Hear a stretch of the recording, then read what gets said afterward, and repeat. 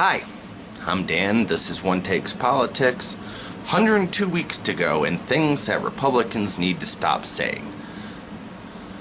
I'm not going to pretend anymore that there's a difference between a Trump supporter and a Republican. Before the 2016 election, there was, distinctly so, but I don't see any reason to continue that differentiation. As such, there are a number of things that deserve a full eye roll at the minimum, and a huge STFU generally if said by a Republican. Number 1. Anything about supporting the Constitution. Does removing birthright citizenship by presidential decree sound constitutional to you? Does indefinite imprisonment for a misdemeanor sound constitutionally legal to you? If you're a Trumpist, yes indeed it does. And that, amongst many, many other considerations, you can't claim to give a shit about the Constitution. Sadly, that includes the majority of the United States Senate. Number 2. We need a return to civility. First off, fuck off. Within the previous 24 hours, our moron president attacked an American hero, Admiral McRaven, for saying that Trump's attacks on the press is the greatest threat to democracy in his lifetime. Now, there are many ways you could have responded to Admiral McRaven's comments, but the one way that really doesn't work is to try to reduce a demonstrable patriot down to a partisan hack. Now, am I a partisan hack? I have no idea how backwater, inbred, anti-democratic, amoral, sycophantic, wannabe authoritarians can form a solid enough thesis to say one way or the other. Now, I'm all for civility, but you'll have to pry my middle finger from my cold dead hands, to paraphrase a different group of disingenuous twats. Number 3. I'm not racist, or misogynist, or homophobic, or etc. If you aren't, you support those that are with your vote. And please explain to me the difference. A vote for racists are logically a vote for racism. And you should wish to go with voting for, if you should wish to go that voting for a philanderer is somehow in support of cheating, it is a slippery slope, and over the course of enough elections, we're all going to get ensnared in that net.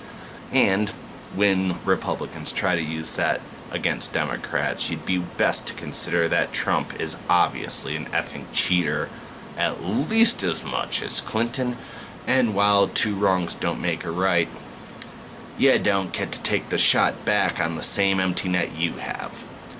Nevertheless,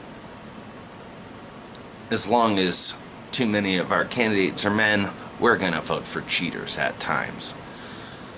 Nevertheless, the difference is how a candidate runs. Mexicans are rapists is a racist statement. And while 3 million less people voted for the dumbest chief executive in American history than Hillary Clinton, they all voted for him knowing that he is a racist. So, shut the fuck up as to what your defense of that vote happens to be. You voted pro-racism. Number 4. Fuck. The problems are equal on both sides. No. Just no. False equivalency should focus on the first word. Are the Democrats perfect leaders? No. Also, just no. Being against racism is not equal to being racist. It is better. Being in favor of allowing all qualified citizens to vote is not equal to suppressing the vote. It is better. A lot of homeowners will find out as their mortgage deduction is gone. Lying about what's in a bill versus not seeing every consequence of a bill is not equal or better, but it is significantly different. Also, one side believes in objective truth and science, the other side votes Republican. But that's a different discussion. Number 5. I give a shit about democracy. You don't.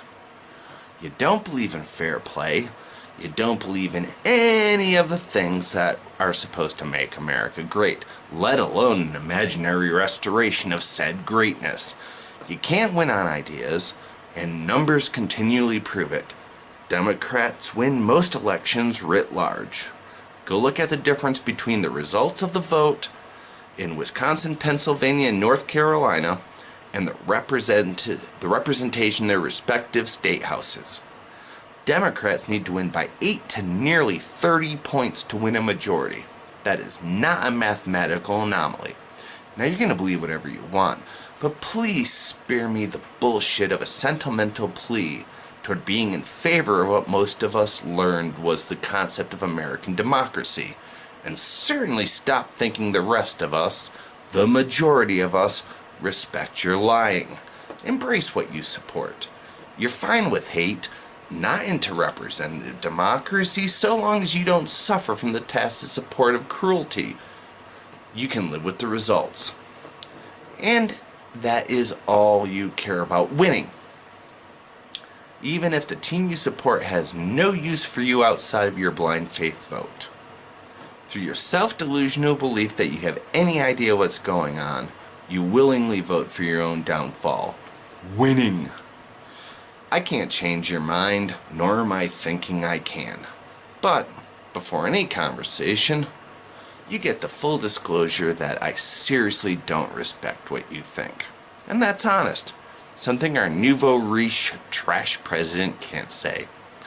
Thank you for this. I hope I kept it short enough for you, and please like, comment, or hate and comment.